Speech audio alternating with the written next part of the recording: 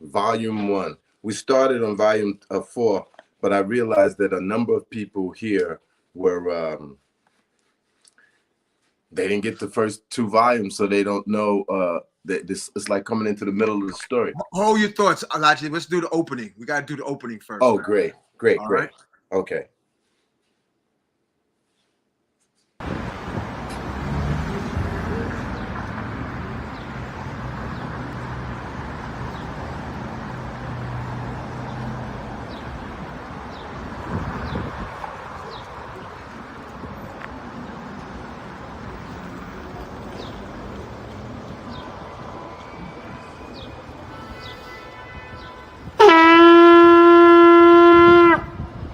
Putting out a call to the warrior in you, to the healer in you, the king, the queen, the magician, the lover in you. Every single day, we are called to walk in our purpose. Answer the call. Lay down your burden and anything that holds you back and take your rightful place. The battle is everywhere. It's right in your face. Let's go.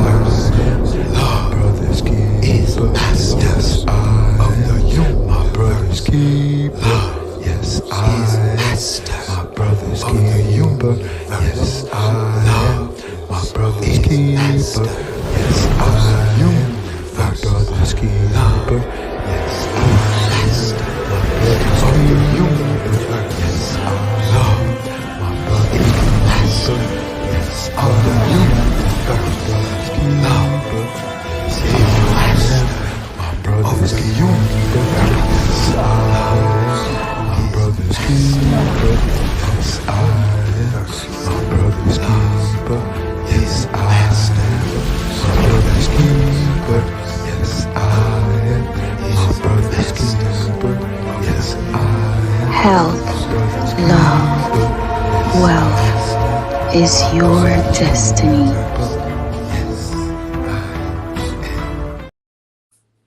All right, there we go. Now we got an opening, and I want to welcome everyone back to Magnets, Crystals, Pyramids, Sunday session of I Am. As you well know, we were taking off air, but now we're back.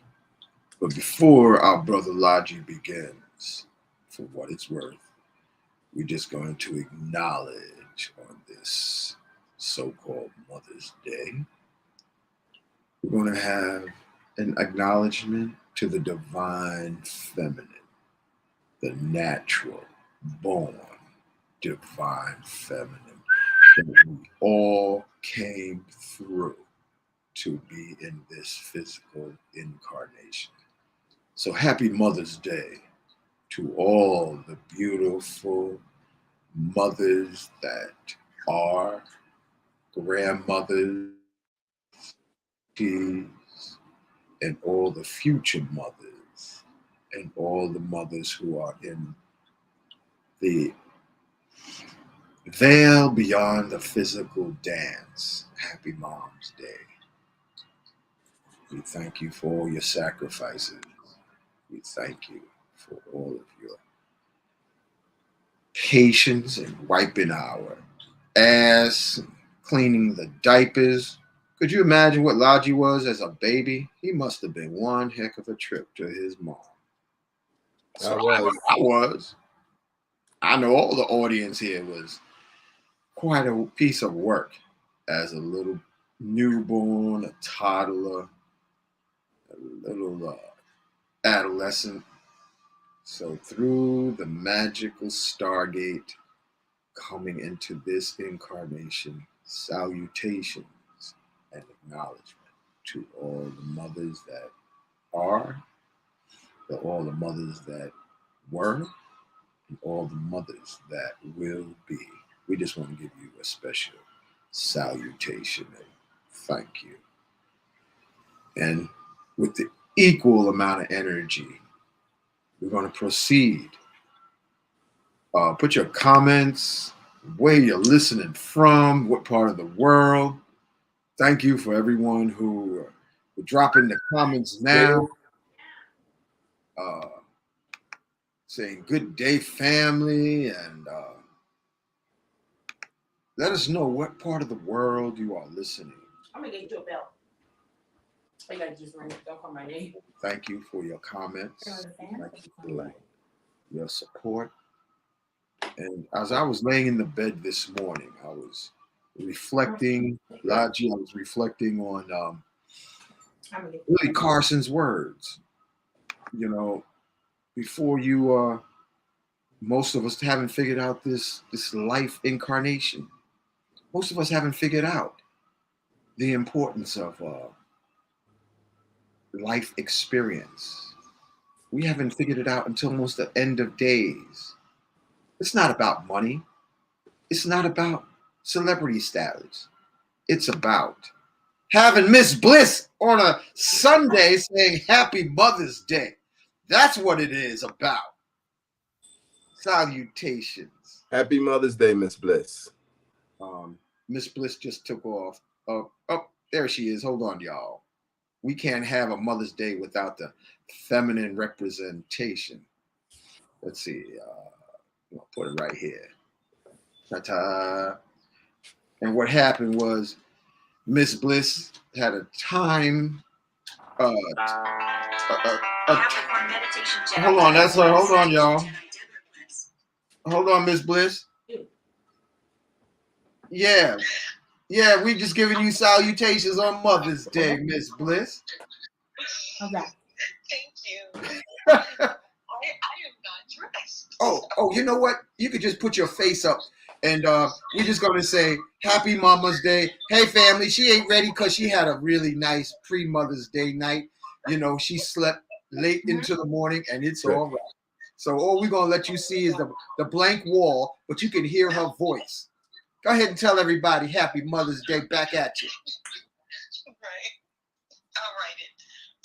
No, I got you on the microphone. Oh, okay. Happy Mother's Day, everyone. There it is. There it is. They can hear you. Yeah, I'm just, I had a nice weekend, so I'm just, kind of chilling and recovering. That's it, baby. Bask in it. Bask in it. You know, keep the giggles glowing. Keep the giggles flowing. Laji's smiling. He's even trying to see if there's anything to be seen, but it can't. There's nothing to see, Laji. It ain't nothing but an empty screen, brother. I see that. I see that. You know, so you know, let the feminine principle be honored and celebrated. So giggle on into the day, Miss Bliss. I also found the name. Did you hear what Elijah said? What did he say? Say it again, bro. I found the name for that little discourse that we had last week, and you said find a nice little catchy name for it, and the name I came up with is Return of the Mac. Return of the Mac. Return of the Mac. Mac Daddy? Mac Daddy. Pure Mac Daddyism. You are, Laji, you are a hot mess. Yeah. I like it. I like it. Let's roll with it. Yeah. Daddy. This Thursday at 7. Great. All right. Great. All right. So now you're gonna keep an eye on Logic because you know he's gonna be a colorful Scorpio. Colorful. To say the least. He's gonna be a colorful Scorpio. All right. Thank you, Daphne. And I appreciate all the comments. We're putting up the comments. We hear people listening from Thomaston, Georgia, South Carolina, Louisiana, New York, Georgia again. Yes, our Bed-Stuy is in the house. Myrtle Beach, South Carolina. Las Vegas is in the house. Try from Georgia. So yeah, we want to thank everybody.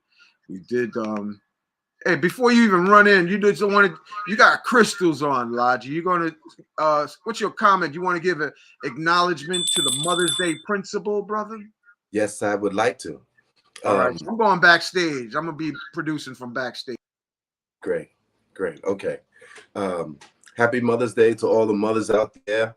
And I would like to give a blessings to all the mothers out there. So God bless you all. And most especially, God bless the sacred mother, the woman we hardly ever get a chance to see, the Padmini. We talked about her before. And God bless you. I would like to see the advent of the coming, what would we call her? Sacred mother. The mother who gives birth to the Messiah, to the divine child. You know, I would like to give a special welcoming and blessing to the divine mother, of which we see very, very few. But God bless you and happy Mother's Day to all. So, you know, I was doing this program here. I'm doing it and I'm saying something's missing. And I'm feeling like I'm not adequate. I'm doing this divine work. You know, Saint Germain's work and everything. And I'm feeling myself inadequate. So I thought, let me give you an idea of what's really going on here, where we're coming from, and why we're even reading this book, or books, volumes of books.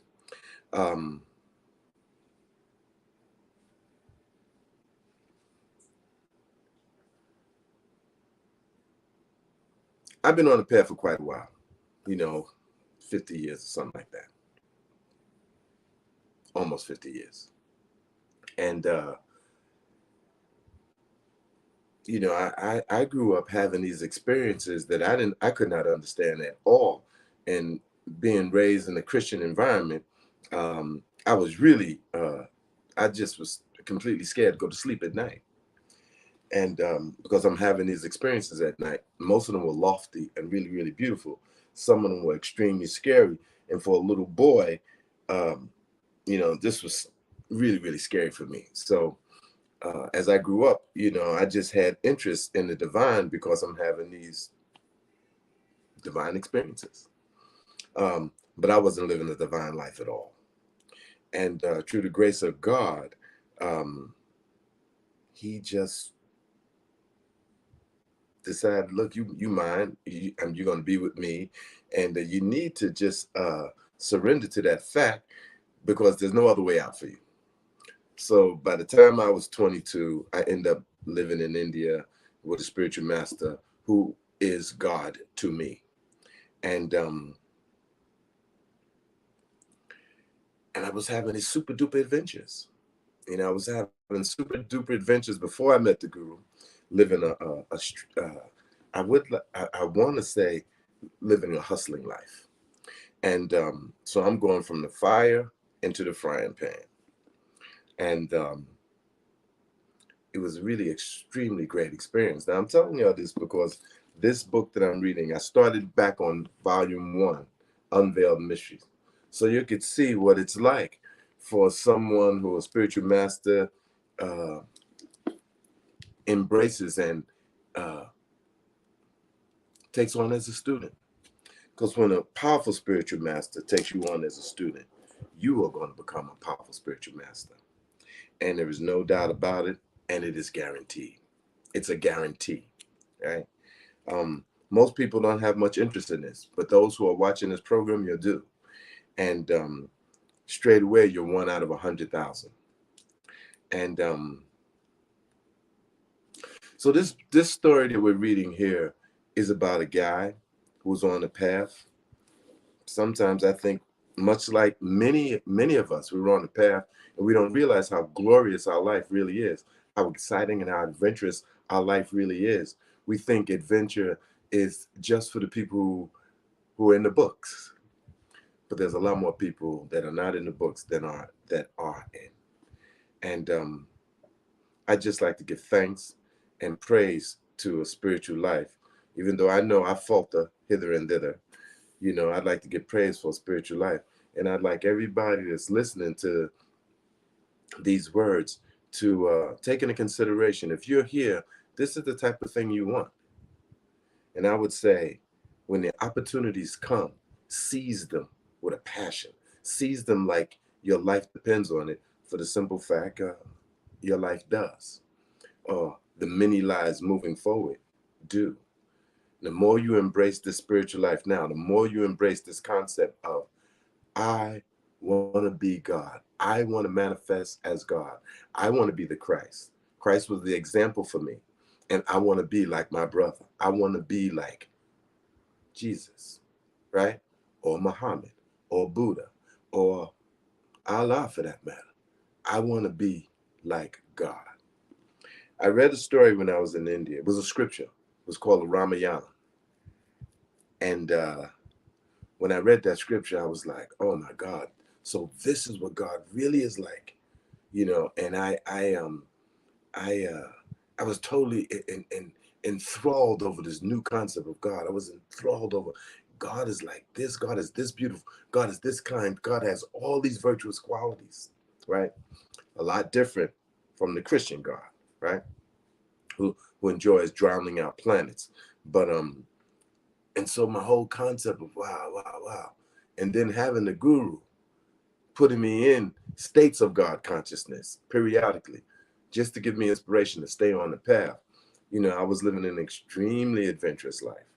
Then we did 3 world tours with the guru, and then there was meeting extremely remarkable men and other God men and women. I'm saying all of this to say to those who are listening, this path is not for the guy in the book. This path is for all of us, and it is a glorious path. And you will have many remarkable things happen to you. Many remarkable things, and you'll see them in your visions as you practice your meditation. I kind of like wanted to say something to the listening audience today, mainly because I felt inadequate and that this presentation was dry in my own mind. And I just want y'all to know the path is for everyone. Everyone will eventually go on the path. Everyone will eventually find themselves on the path. If not in this life, the next or the next or whenever, there's going to come a time that you're going to want to be God conscious. You're going to have the understanding that I want to be God. I understand it now. I understand what it means that man is God. But we're like the little God, right? Because we live in the ego. And once we jump out of that ego in the same way that we jumped into it, there's nothing but God. It is the realization of our own self as God. Now, this guy, Godfrey Ray King, he met, last week we talked about him meeting Saint Germain. And this is like a glorious path. I mean, this is a great adventure. But I would venture to say the average person on the path has these great adventures, and they're life-changing and completely fantastic. I mean, I'm living that life now. So I just kind of wanted to open up this, letting people know sometimes it seems almost even boring, but most of the times it's extremely exciting and a glorious path to be on. When you know that you're in the right path, you experience yourself as this unfathomable love. Anyway, let us begin. Let us begin with where we left off. Godfrey Red King had met beloved Saint Germain, and Saint Germain is dropping knowledge on him. He's telling him secrets. He's taking them on a great adventure. And this is the beginning of their time together. This is the beginning of his discipleship with Saint Germain. But Saint Germain is an extremely powerful saint, an extremely powerful saint. He, in fact, saved this world. He, in fact, saved this world, and or is in the process of saving this world. And so let's continue. So he's taking him back to a life where he was a priest in ancient Egypt, and his wife and his son was in that life too. And he's telling them the things that had happened. Low battery. He's telling them the things that would happen, and that happened in that life. And he's actually taking them back into that life, showing him what he did and who he was. So I want to pick up on the page where we left off, and we'll continue from there. And I really, really love and really need participants, people to participate. And I'm going to get some people to come here, two other people to be on screen with me, so there's interaction in this and not me preaching and carrying on. I love the interaction. I love people asking questions. I love people being a part of this great work. And so I'm asking you, send in a question if you have any. You can hit the like too. Send in a question if you have. Send in the questions if you have any. And let's move, and or comments, you know, and they will be heard and they will be addressed. So I'm going to start right now.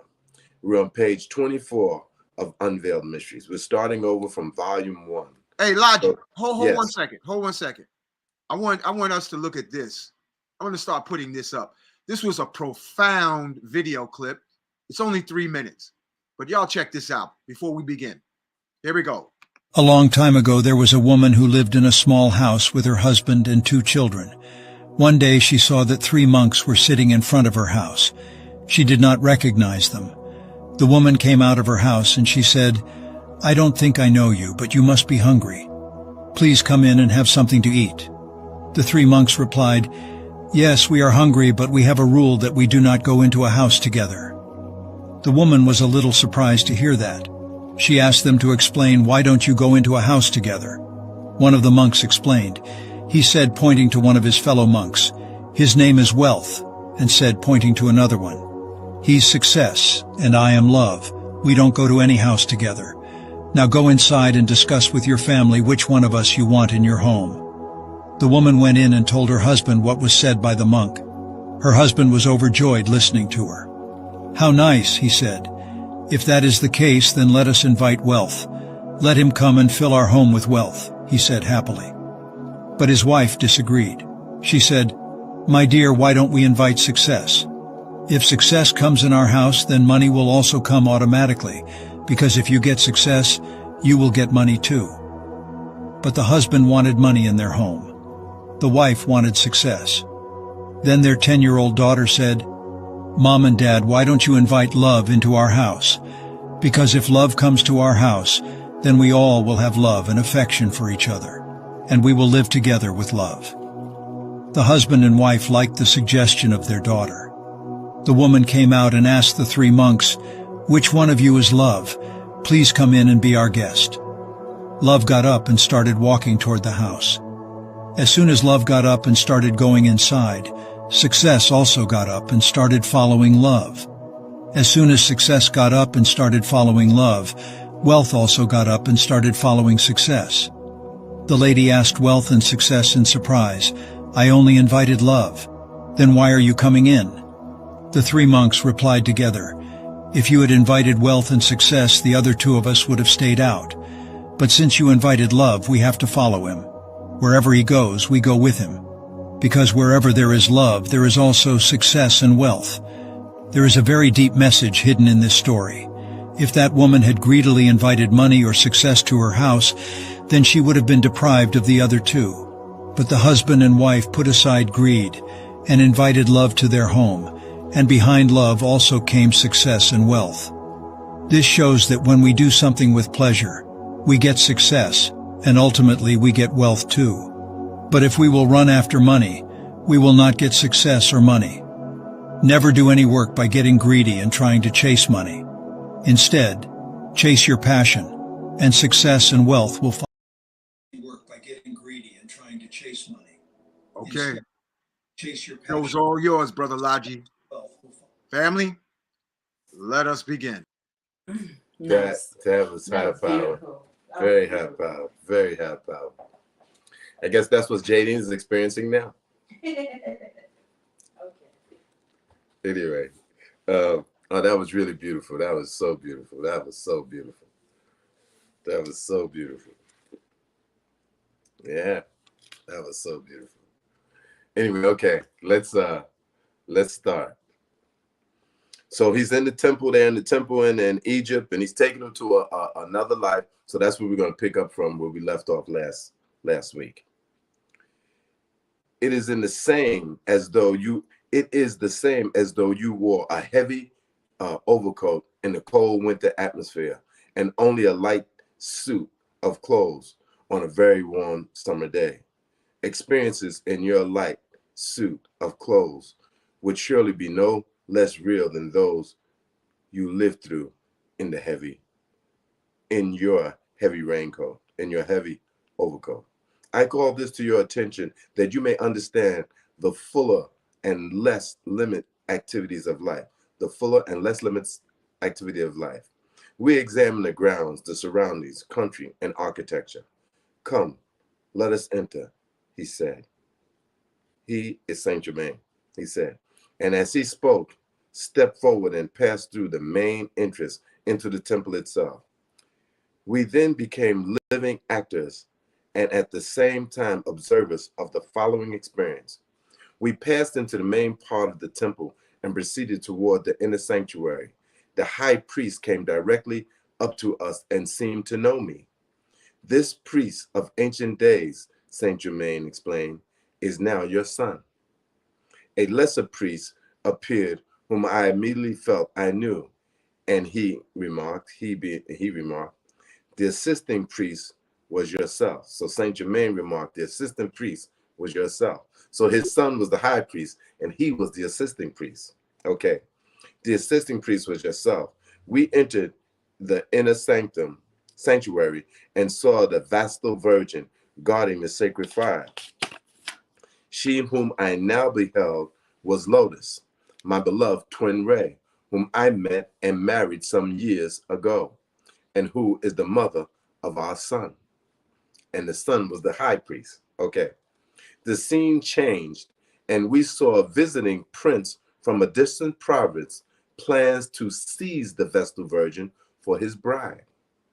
All seemed to go well until the high priest was shown a vision of what was about to take place. It disturbed him, but he kept his own counsel, standing guard as the slave of the prince entered. He watched them approach the sanctuary. As they came nearer, he stepped forward and spoke but one word that meant stop. So the priest said one word, which meant stop, in Egypt. One slave, bolder than the rest, came on.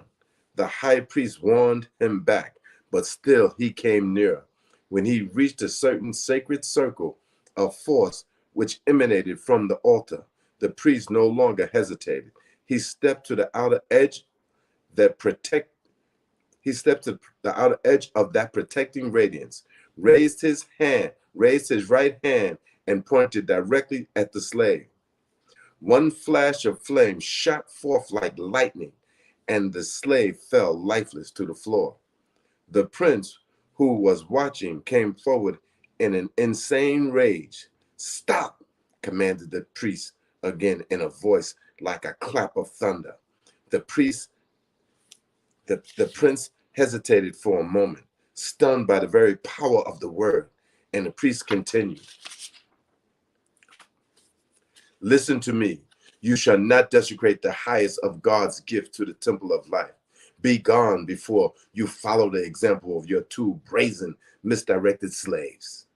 The high priest was fully conscious of the power he could yield, and as he stood watching the prince, he was the very embodiment of self-control, of unlimitable force consciously held in obedience to his will. He was majestic, crowned with eternal power. The will of the prince was powerful also, but he had no control over himself. And as another wave of blind rage swept over him, when he found himself again opposed and giving full vent to lust, he rushed forward. The priest, quick as a flash, raised his hand. The flame flashed out a second time, and the prince followed the fate of his former slaves. Saint Germain turned to me and explained the experience still further. "You see," he began, this is the way the quality within every force reacts upon the one who sends it out.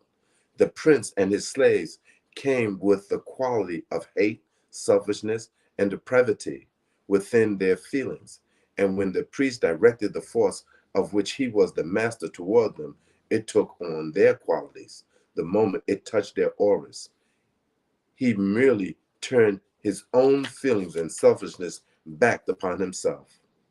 The priest, in his unselfish effort to protect another, was himself also protected. The incident closed, the scene of splendor vanished, and again we stood amidst the temple ruins. Saint Germain revealed still more to me, which may not be recorded here. This you're going to find. I want to stop here. This is what you'll find in many of these holy works, especially in this one. They take out information that you can. Some of it you can find. Stuff like this you're not going to be able to find because you have no reference. But some of this you can actually find, like in this very books here, or rather these volumes. There's a reference to Jesus coming to a church in Manhattan on 33rd Street. And but they didn't say that, and they just mentioned it. So I went and I researched it and found out the church and the time that it actually happened. And so there's jewels like this dropped in the story as we move along. So I just wanted to make you aware of that. And there is jewels all along in this reading, in these pages. And they're extremely, extremely beneficial to everything about your life, your spiritual practices, your wealth, your physical health, and your love with family and friends. These are the four legs of life. Remember this. There is only one way, he went on, to avoid the cosmic will of cause and effect, the necessity for re-embodiment, and that is through the conscious effort to comprehend the law of life. One must earnestly seek the God within. Let's say that again. One must earnestly seek the God within, make permanent conscious contact with that inner self, and hold firmly to it in the face of every condition in the outer life. It will be my pleasure and privilege to show you more, but only for the instructions.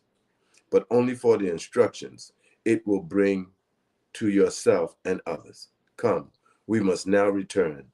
As we came near my body, he instructed again. Watch the circle of white flame disappear.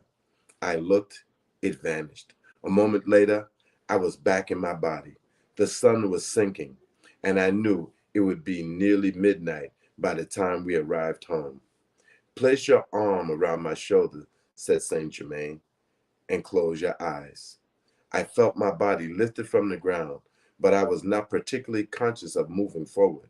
Presently, my feet touched the floor, and opening my eyes, I stood in the lodge. Saint Germain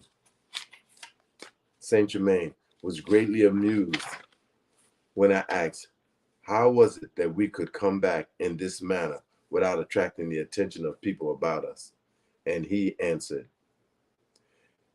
we many times draw about our bodies the cloak of invisibility when moving among those in the physical form. And the next second, he was gone. Now, this is Godfrey Ray speaking. I had heard of the great ascended masters who could take their bodies with them wherever they go and manifest or bring into visibility anything they desire to use direct from the universal. However, to experience actual contact with one of them was a very different thing, and I tried to realize in full the marvel of the experience. To Saint Germain, it was evidently a most ordinary occurrence. This is I wanted to speak on something here.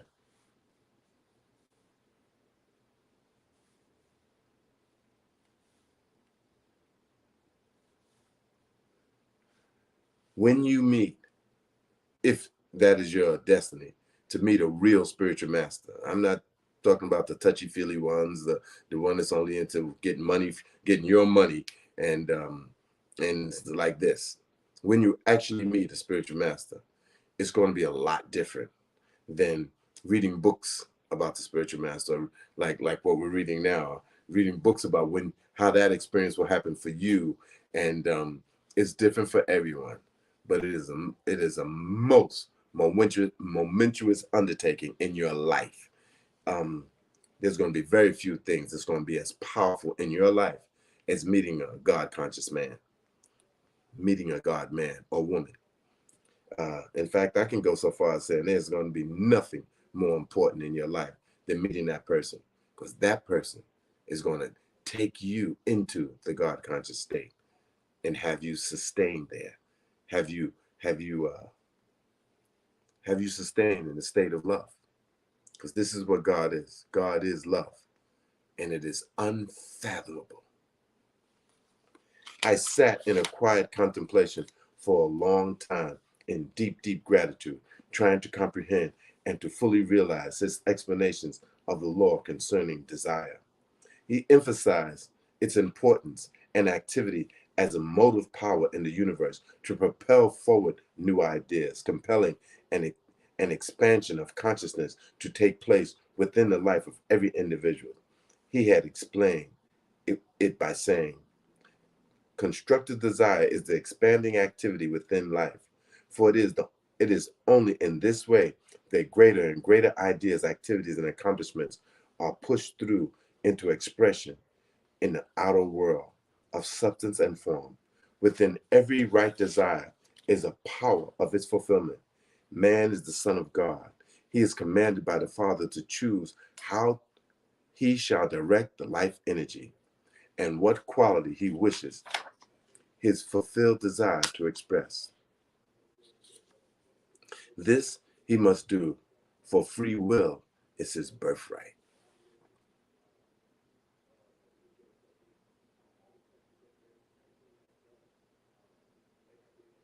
Okay. It is the function of the outer activity of the intellect to guide all expansions into constructive channels. This is the purpose and duty of the outer self. I want to comment on this last. I'm not going to let it go. I thought you need to comment on this, and let me. Here it is. The most fantastic thing you think you can accomplish, right? If you have some fantastic idea in your mind, it is God putting that idea in your mind in the same way that he's pumping the blood through your body, or he's allowing you to experience the senses that he controls in the same way that he pumps air into your lungs and out, in and out again. We're not doing these things. This is God doing these things.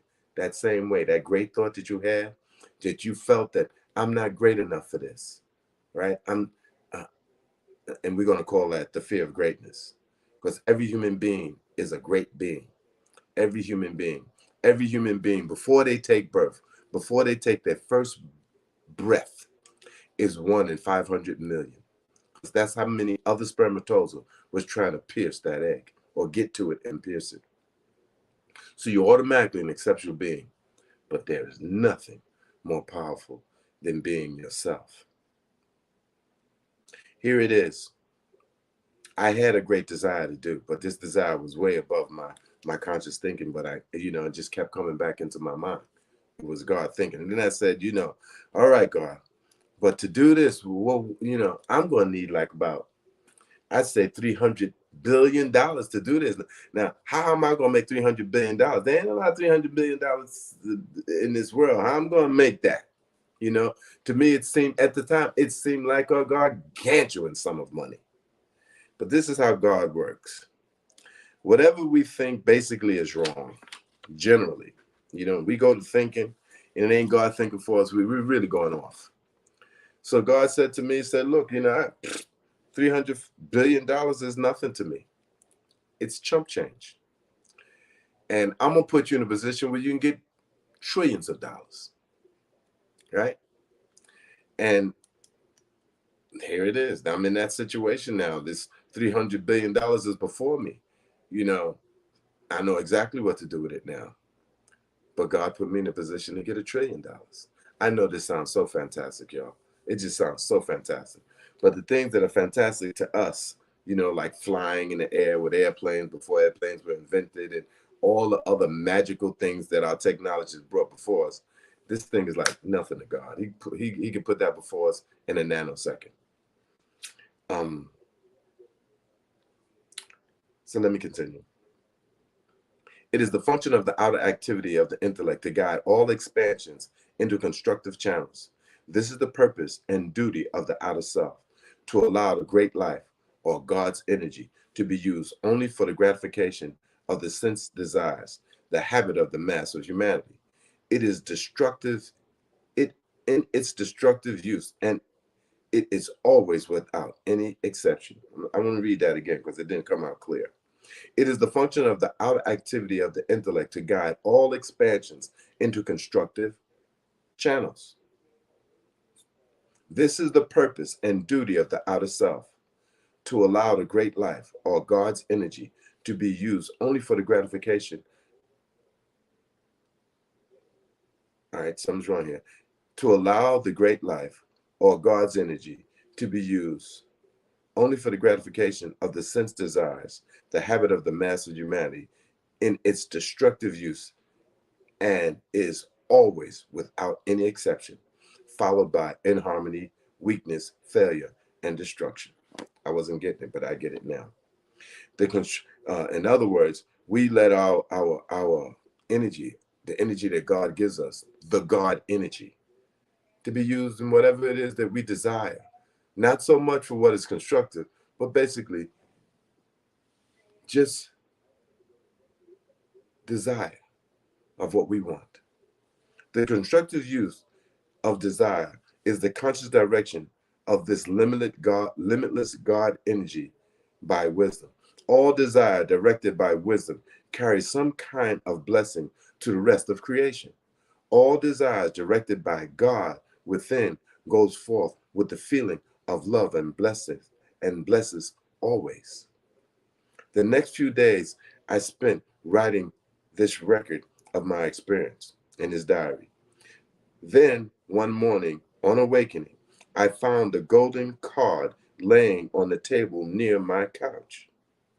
It looked like a piece of metallic gold, and on it, in beautiful shaded script of a lovely violet color, was just one short sentence. Be at our trusting place on the mountain at 7 in the morning. Trysting in the morning. Signed, Saint Germain. So be at our trysting place on the mountain at 7 in the morning. Signed, Saint Germain. I put this card away carefully and could scarcely wait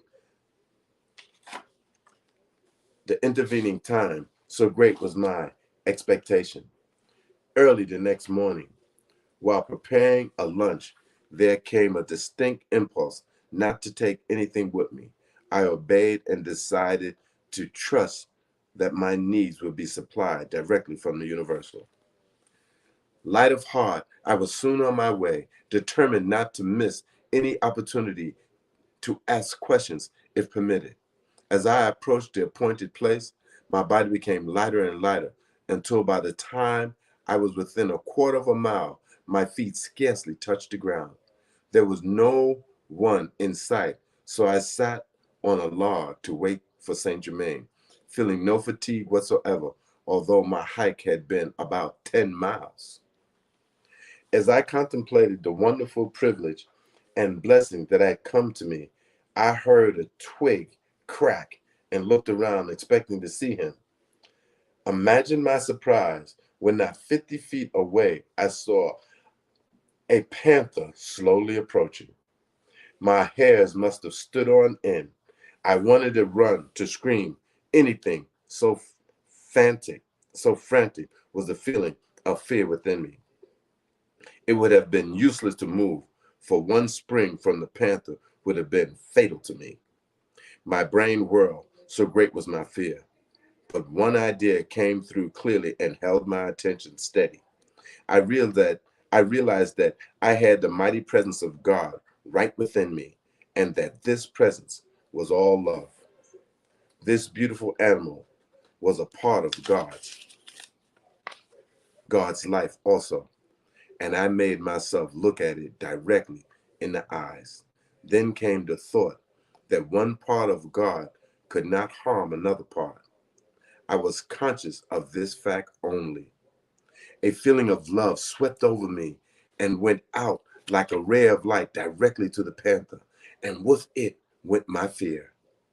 The stealthy tread ceased, and I moved slowly toward it, feeling that God's love filled us both. The vicious glare in the eyes softened. The animal straightened up and came slowly to me, rubbing his shoulders against my leg. I reached down and stroked the soft head. It looked up into my eyes for a moment, then laid down and rolled over like a playful kitten. The fur was a beautiful dark reddish brown, the body long, supple, and of great strength. I continued to play with it, and when I suddenly looked up, Saint Germain stood beside me. My son, he said, I saw the great strength within you, or I would not have permitted so great a test. You have conquered fear. My congratulations.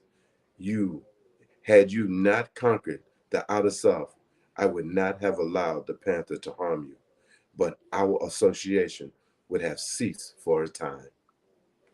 Let me speak on this, y'all. This is how the masters work. They give you a test. The test is not written on the board. Tomorrow's a test. Study your notes. The test comes unaware.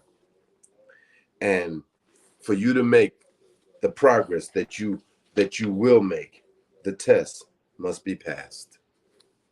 Some tests, and very few of these tests, you cannot pass. You just have to go through that experience. Most of the tests you can, if you will. If you pass the test, it's like you're given a golden coin to go now. You can go, you can go forward. You can go more forward. Imagine a gold coin being put in your hand and saying, now go forward. The test, the test is to see where we're at, really.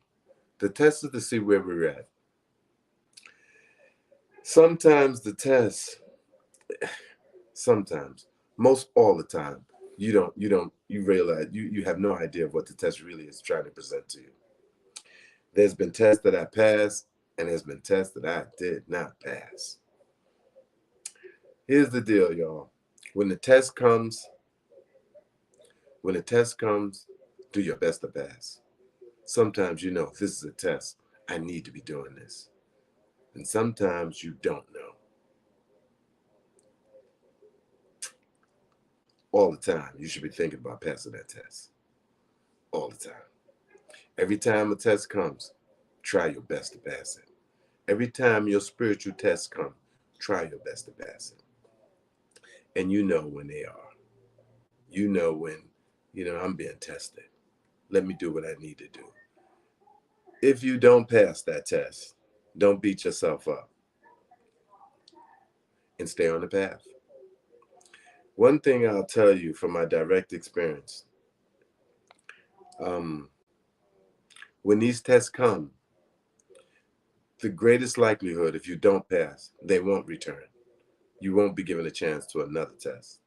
But if you sincerely stay on the path, it is a possibility another test will come. These tests catapult you to a whole nother level.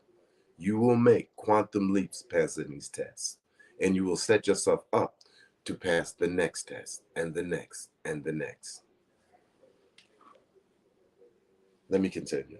I wanted to tell you a story about a test I had with a goddess. She appeared before me. Let me tell you the test. Let me tell you the story. I had a goddess appear before me, and she was in another dimension, and I was catapulted into that dimension. And I could see all the beings that were around. I could see the force of God coming into my head. I could see everything, but I was afraid. I didn't have enough humility, and I was afraid, and I stayed there looking at this goddess, and I was like, I was afraid. So I got up and walked away.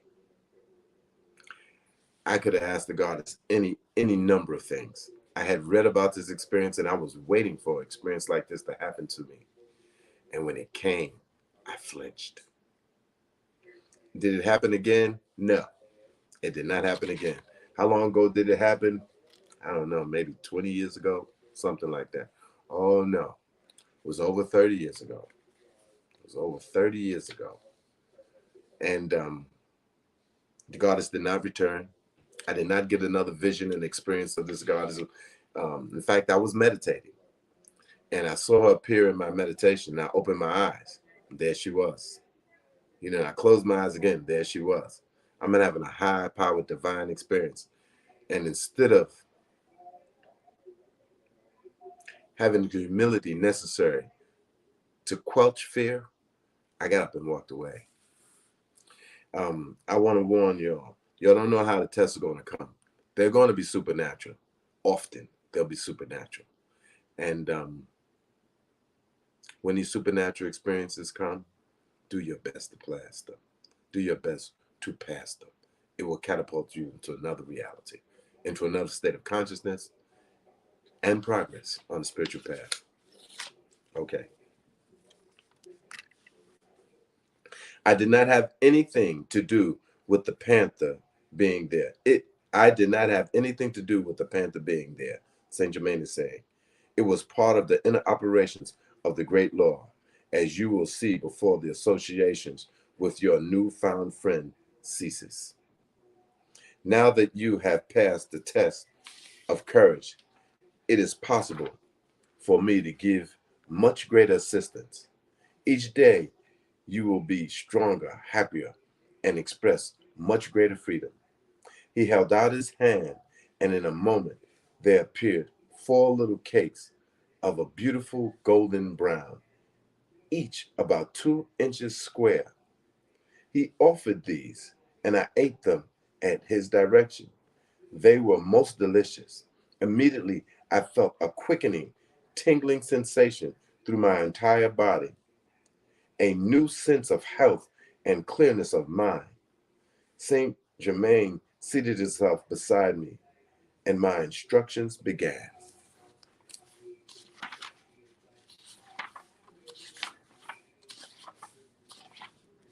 Okay,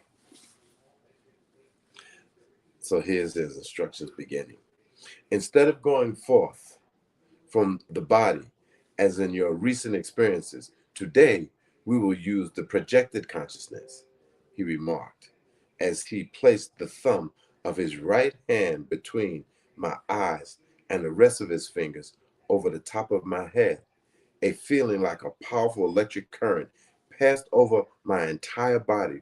Removing his hand, he continued.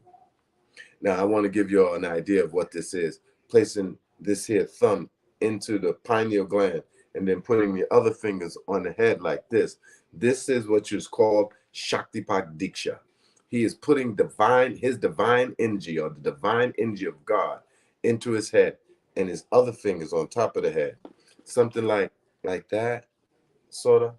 Or when you do it, it comes in like that, and you're putting that right in the pineal gland, and then the other fingers are right on the top of the head, right? Like that. That's called Shaktipat Diksha. It's the highest form of initiation you could receive. All right. I wish you to fix firmly in mind and recall frequently for contemplation the fact that the laws I explain and teach you to use are to bring you into a condition of conscious mastery over all forces and things on earth. This means that no matter what is being experienced, you are always at every instance in complete conscious control of your own mind and body and able to use your own free will at all times. In this state of projected consciousness, you are completely conscious and have full mastery over all your faculties every instant. This is nothing whatsoever about any of this instruction. There is nothing whatsoever about any of these instructions and its use that is either of the trance or hypnotic condition at any time. For both, for in both trance and hypnosis, the experiencing individual conscious will is not functioning, which is a most dangerous and disastrous activity to anyone who permits it to take place in his mind and body.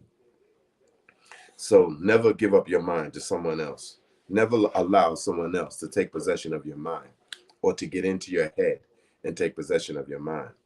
There's no conscious mastery or dominion in trance or hypnotic practices, and they are most destructive and dangerous to the soul growth of the one who permits such practices.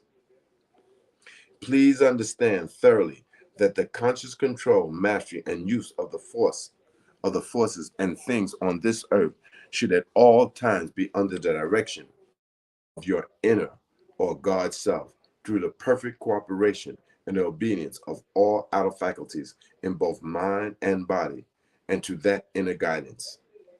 There is no such thing as mastery without this, and those who know as the ascended masters never intrude any activity upon the God-given prerogative of the individual's free will. A student may be given the experience of projection if an ascended master chooses to expand his consciousness temporarily so that he experiences things happening in two or more places at the same time. In such a condition, the student's faculties are completely under control and direction of his free will at every moment. He is fully conscious and active wherever his body may be, and also at the place to which the ascended master chooses to direct his attention for the instruction. The reason an ascended master temporarily raises the consciousness of the student is to show him how he may do this same thing for himself by his own effort, consciously and at will. Definitely need to make a comment here. Here's the thing. Here's the thing. Many of these experience techniques and powers we're told about, but for the most part, the average human beings think the moment that they do it, they should see results, which is not the case. It's like lifting weights. I've said this, and it's literally like lifting weights. The more you practice, the more progress you will see. The more you practice, the more progress you will see. I have a book here on time travel. It tells you how to travel in time. So here's the deal. There are techniques in the book. The thing to do is to keep practicing the technique, just like astral projection. You don't automatically get out of the body just because you want to astral project. You study the science and you keep practicing the techniques until you could just slip out your body just like that. It is the same way with the spiritual practices that we would be calling magic, right? It's it simply is conditioning your mind to unleash its powers, because there is no power. There is no limit to the power of the mind. So as you practice, like lifting weights, various techniques of whatever it may be that we call supernatural, you will get proficiency in that practice. You will get better and better at it, and you will master the technique until you can manifest or time travel or any number of other things, clairvoyant, clairaudience, all this you will be able to do if you practice. So as you get these techniques and you're given a mantra and you're given chants to sing and so forth, um, you practice it, you get mastery. You repeat the name of God, you become God. How is it that you're going to become God? Just by saying the name of God. Well, this is the nature of the name of God. It is transformative. It transforms you into what you say. You become God. So you mean to say, all I got to do is repeat the name of God? All I got to do is say, Allah, millions of times? All I got to do is say, Om Namah Shivaya? All I got to do is say, Hari Om, any number of other mantras, and I'll become God? The simple answer is yeah. That's the simple answer. You just got to do it millions of times. If you do the mantra Om Namah Shivaya 130 million times, which would take about 15 years, God will come to you and ask and say, ask a boon. I said this many times and expect me to say it many more times. The more you do the mantra, the closer you become to God as God. The mantra, once spoken through the power of the spoken word, literally manifests before you. The God form manifests before you. You're just unable to see it, but it manifests directly before you. And the more you say it, the more it's almost as if you're coloring the vision of this image that you're evoking through the power of the spoken word. And the more you say it, the more full this vision gets, the more solid it gets, until God appears directly before you and says, ask a boon. You get whatever you want. Ask a boon. At that time, do not be afraid like I was. Do not get up and walk away from God. Do not tell God, get out of here. Some people have done that. Be humble. Ask God, to what do I deserve, for you to give me your dasha? Hey, Lodge, I got a comment. The way you speak of it, uh, as far as reaching godhood, you make it sound like it reminds me. It's effective, but I think it's called. It's like a style from boot camp. Now, if you don't do these 100 push-ups, you're not going to get enlightened. But you can do it that way. But I just want to share with the family. There's another way that's also known. I think it's Laji. Correct me if I'm wrong. It's called Bhakti Yoga. Ah, It speaks of devotion, that you create a love serenade. You slow dance with God, even if it's incarnate in a woman or in a man, where you are doing this just because love is who you are. And in Bhakti Yoga, it says you can become enlightened overnight by devotion from your heart. So yeah, you can, put on combat boots and have the discipline. That's good. But for those of you who are in the feeling rhythm, then you can give devotion like uh, to the divine, and just talking to the divine that lives in you, or reaching out to ascended masses. So I just want to say you can reach heightened levels through the, I would say for now, the Motown sound of love. For myself, I prefer the Motown sound of love. I ain't gonna ritualistically. Hut to God, God, here I come to you. You know, it works. It does work, but I'd rather sing my way to the Lord. And that's where Christianity is so hypnotic because of the devotional songs. Praise God, praise God, praise God, praise God. You know, just want to share that, brother. But thank you for sharing that. I want to veggie back on that and say that Bhakti Yoga, in my opinion, and according to the great masters, is the highest of all the yogas. And God gives you the greatest, God gives the disciple or the seeker of truth on the path the greatest considerations in Bhakti. In fact, there's there in I don't know if it's the was it Lagu Yoga Vishishta, Yoga Vishishta, where uh, God is telling the disciple, none is more dear to me than those who approach me with love. You know, those who worship me, you know, with love. And even the repetition and see mantra, when you repeat it just audibly, like on the Mashvah, on the Mashvah, on the Mashvah, or Hari Om, Hari Om, Hari Om, or whatever mantra you want, Lord Jesus Christ, have mercy on me, whatever you, so you can repeat it like that, but you could also repeat it with love.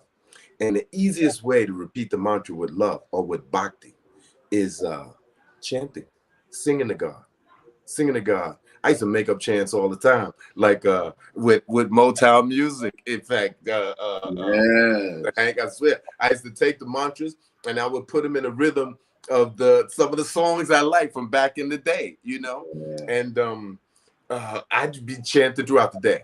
So, you know, also a way to show love to God is through your service.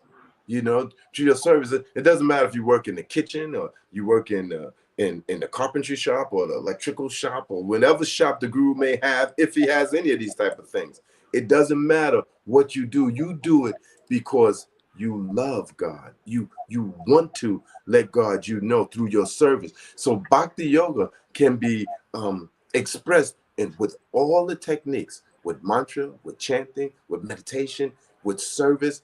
Bhakti yoga is, I would have to say that is the heart of the path. Man, I believe that, family, listen to this. The best singers in the world, you can sing those songs like Patti LaBelle, the way she sings, that's bhakti yoga to the divine. Uh, Marvin Gaye, as much as he loved his mom, he was singing bhakti yoga songs to his mom and the sisters. You know, Luther Vandross, you know, the greatest singers is doing, I really believe, Laji, it's like bhakti yoga.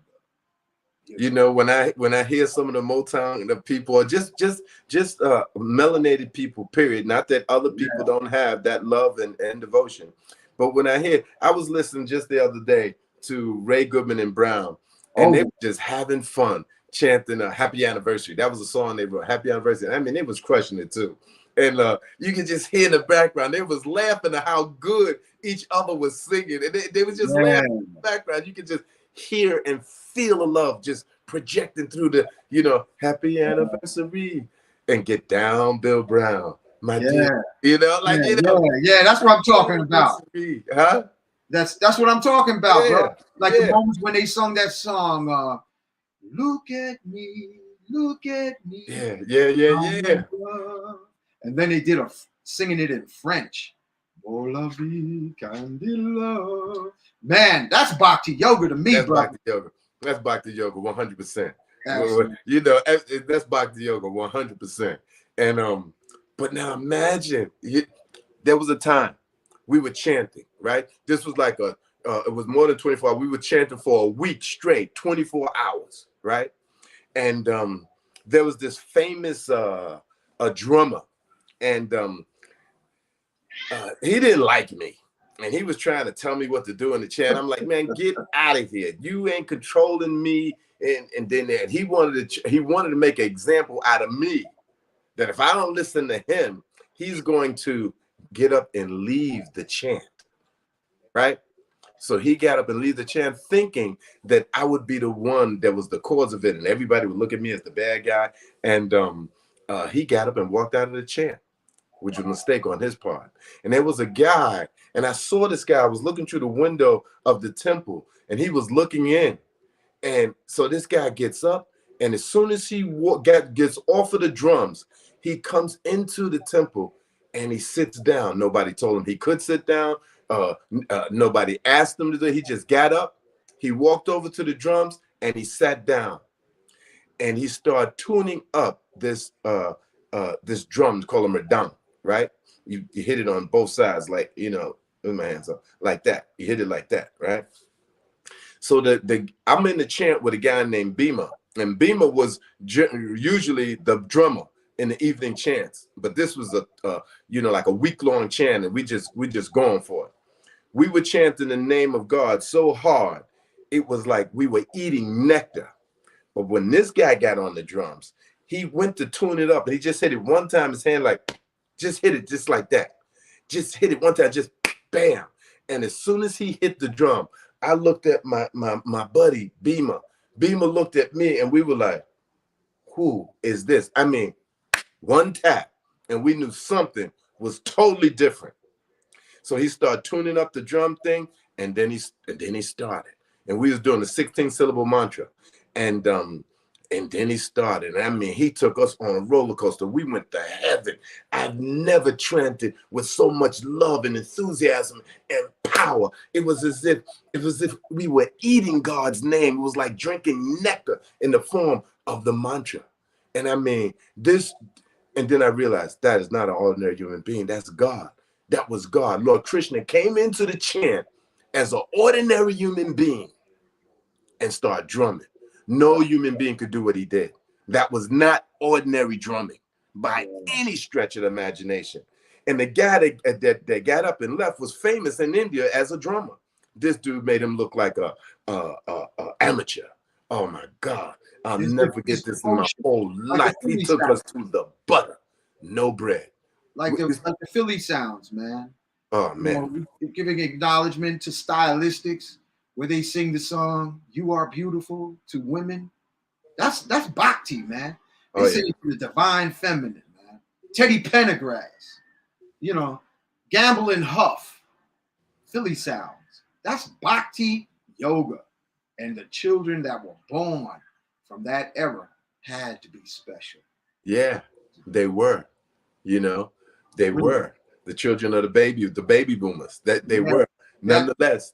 That love, that old soulful love sound. Oh yeah. That's, to me, that's bhakti. That's bhakti. Yeah. That's pure bhakti. It's pure bhakti. It was something I was about to say. In this relationship, it slipped my mind. It'll come back. Yeah, but the thing about this thing with repeating the name of God with love, there's no way you're gonna remain an ordinary human being by doing that. I'll be right back, bro. I gotta go get me some tea. Talking about all this bhakti. Let me continue. Yeah, bhakti yoga. This is the highest yoga of all, y'all. Okay. Projected consciousness is but increasing the rate of vibrations of the atomic structure in both the mind and body of the student. Projected consciousness. What is projected consciousness? Repetition of the name of God. Okay. Anyway, this is done by the radiation from the ascended masters and is an activity of the light, which increases the vibratory rate up to the keynote. He set for the experience. Okay. This is done by the radiation from an ascended master and is an activity of the light, which increases the vibratory rate up to the keynote. He set forth the experience. In the higher rate, one uses his faculties of sight and hearing exactly as he does in his daily life, except that they are expanded into the next octave or zone above the human. Above the human. Such use of our senses is the same as we experience every moment of the waking state, because we can become aware of that which is near and that which is distant. at exactly the same instant. The expansion or contraction of our consciousness is dependent entirely upon what the individual desires. This is always subject to the free will and conscious direction of the student. One can, of his own choice, be conscious of a certain tree in his garden or of the entire garden. He uses the same faculty of sight to observe both and uses it in exactly the same way.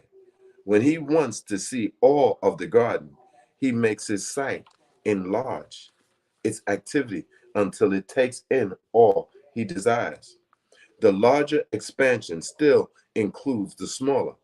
So you see, you must be conscious of the full control of all your faculties in both places at the same time. The activity that takes place is really an enlargement of the force field in which the sight acts. Check it out. The activity takes place. The activity that takes place is really an enlargement of the force field in which the sight acts. I want to make a statement here. It was a time when I was doing my spiritual practices in India that I was making a big leap. A big leap. It's like love possessed my heart, but I had enemies. Yes, you can have enemies in the ashram. At least you can make them up in your mind. And there was this one guy. He was starting trouble with me every day. He was an Indian guy, and he was the valet of the guru. So he was probably the closest person to the guru, but he was starting trouble with me all the time, right? And one day, I had got a number of people in the ashram, and I said, well, let me get everybody that I'm considering my enemy in the ashram or who's messing with me in the ashram. I'm going to get them all. And today is going to be the day that I get them all. So every night, this guy would walk by me in the ashram, and my roommate saw this, he would see this every single night. And I told him, I'm going to get this dude because I'm sick of him. He's going to get it like everybody else. And that was a day I got a number of people. And the guru had already reprimanded me, right? But me and my cuckoo-ness, I'm gonna go and I'm going to get this guy. I'm gonna let him know if you ever, right? What happened to my sense of sight? Oh, this is the thing. He did not pass by me that day. That day, he did not come the way he came every single solitary night. Now, I thought the guru was giving me a break, but he was actually giving me a powerful experience. He didn't come by that time. So I missed him. But I still had this negative feeling, this dislike, which is hate. Dislike is a mild form of hate. I just want to let y'all know. All right. So I still had this feeling for him. And the next day I see him in one of the offices in the ashram. Right. And I focus on him because I figured no time. I'm going to now. Right. And what happened was my sense of sight, like as if it was a movie, shrunk down to like about that. Instead of me having this expansive sight, see everything was now shrunk into like this, something like that. Everything was there, but it was shrunk like that. And the consciousness that came upon me was, this is what you're doing to your consciousness. You're shrinking it. You're shrinking it down to this little thing. Just word to the wise. Hate diminishes you in every single solitary way. You may think this has nothing to do with hate. Hate diminishes you in every single solitary way of your being, of your consciousness. Word to the wise. Oh, someone's asking the question, do you think you can enhance the experience or open up your consciousness with psilocybin, ayahuasca, Zanga, San Pedro on your journey to godhood? The answer to that question is 100% yes, you can. These medicines are not going to take you to the God conscious state and settle you there or stabilize you there. But my experience is every time you use it, you go a little higher in your state of consciousness. You know, you're left a higher level than you were.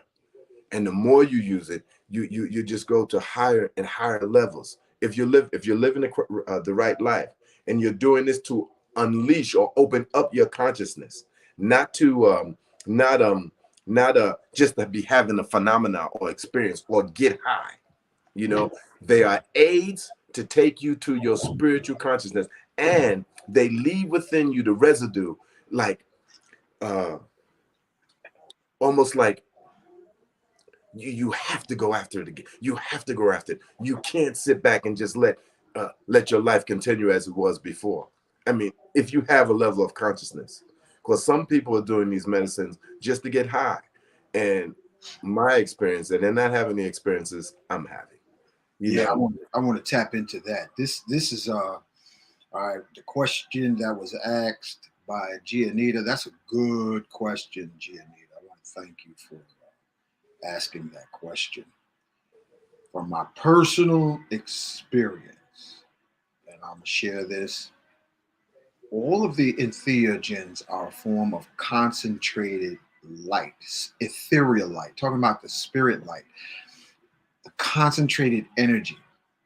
That's how, after a thunderstorm, you may see uh, shrooms, psilocybin materialized overnight on cow dung, overnight, because it literally materialized from spirit. So when you take shrooms with a prayer or affirmation, it's going to accelerate your chakras, and anything that unaddressed trauma will be brought to your attention for the purpose of forgiving yourself, forgiving someone else that may have traumatized you, or to release the trauma that's caught in the fan blade of your chakras. My personal experience riding on San Pedro up on Wachuma Mountain, Laji, right? is if you put in the work, the heart chakra will be enhanced with the San Pedro, and the cleansing is excellent. The emotional, uh, physical, mental cleansing, ayahuasca is definitely a cleanser and an activator. But what I like, and I think maybe I'll have some today, is I'm going to microdose Wachuma, or what is called San Pedro. Well, I gotta tell you, family, I've seen people take plenty of Wachuma, plenty of the plant medicine, and I don't think they're listening. They're looking for the buzz. Like Laji said, you got to put in the work. If you're going to go, if you just want some get high, just going down to the corner liquor store. But you got to really, if you're sincere about becoming love supreme, or as Laji was saying about the bhakti yoga, microdosing can definitely help you, and even in the journey. But you got to be courageous, because people do not want to see their own bullshit. And when they do, how do you address it? Because you can get an ass whooping on some entheogens. But if you stay humble and say, well, what can I do to amend this? That's where the Ho'oponopono can be very helpful. I'm sorry. Please forgive me. I love you. Thank you. And you know what's the hardest thing to do, family? And Laji, is to forgive yourself. Oh yeah. Forgive yourself. Because you are the reason for the season. But yeah, you got to put in the work, Gianita. Even if you do rapid breathing, fire breath, that's a whole nother subject, but because that stimulates your internal psychedelics. So one way or another, you got to face yourself. So I just want to share that, Elijah. I'm stepping out. Definitely. The medicines inspire you to get more serious about the path, because the medicines will take you into states of consciousness that you know are divine. This is why I don't do the medicines with anybody just coming along. I would like to come and do if you don't do the practices with me, if you're not doing the prayers, the decrees, the chanting, and the meditation with me for at least a month, I won't serve you. You can go to somebody else that they do it. Maybe they want money. I don't know. I don't care. I asked the ascended masters, please send to me serious people who really want to experience. I don't even do the medicines as often as I want to. Um, if you're not doing the practices, I won't do it with you, because I'm not looking for you to get high. I'm looking for you to have an experience of yourself as God. That's what it's all about. You know, God in the sky. Don't look for him there, y'all. Look for him in your heart. Look for him in the pineal gland. You know, in the sky, and there's a lot of sky out there, a lot of space. Don't look for God in space. Look for him in your heart. Anyway, let me continue. And so, yes, to answer that question point blank, straight away, yes, the medicines will help you to attain God consciousness, but it will not put you in a state of God consciousness permanently, unless that is a boon that you have. I mean, the path is so deep, y'all. I mean, I know of some people that attain God consciousness on the battlefield, killing people, and other people attaining God consciousness like Sukha on the downstroke. So God consciousness can be had in many, many ways, y'all. When I say the downstroke, I mean Tantra. And hey, but just keep going for it. Just keep going for it. It will come. If you keep going for it, it will come. The use of your faculty of sight in this projection or expansion of consciousness is accomplished by the rising of the vibratory rate in the optic nerve. The whole process corresponds to the thing that takes place when you use a field or marine glass. What is that? The whole process corresponds to the thing that takes place when one uses a field or marine glass. Now, I don't know what marine glass is. Uses a field. All right, let's just continue. In ordinary experience, human consciousness has been accustomed to use its faculties only within certain zones or force fields. And the proof of this is that one can listen to the sound of a person's voice who is physically present in the room speaking to him. And one can also hear the bell of a telephone ring somewhere else in the house at identically the same instant. Okay. All the faculties of the outer activity are elastic. They may be used as either a microscope or a telescope, depending entirely upon the desire and will of the individual. If one can be conscious of sound room in which his physical body stands, and also be aware of sound 2 or 3 rooms distant by exactly the same process, in a still further expansion of this faculty, he can hear at a more distant place. To do this, one must increase the vibratory rate until it reaches into the more distant zone. Yeah, let me not let that go by as if we didn't say nothing. As you do your spiritual practices, as you praying, decreeing, chanting, meditating, serving the spiritual master or humanity, as you do these things, your vibratory rate increases, it speeds up. This is what happens. And this is what happens inside your brain, to the pituitary and pineal gland. They start vibrating at a very, very fast rate until you trip what is esoterically known as the opening of the third eye. But the more you do your practices, the more your vibration increases until you're not in a human state of vibratory expression. You're in a God state. Elijah, I want to touch on what Miss Bliss was saying about and Tantra.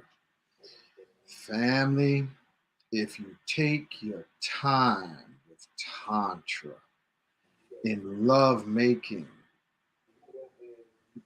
you make it a prayer, a devotional prayer that you see your beloved as the epicenter of soulful sounds, Philly sounds, love songs. Don't be in it to stick it, my brothers. Be in it to love it. Just pray over the punani. Pray over everything while you slowly massage with hot oil to make it a devotional act.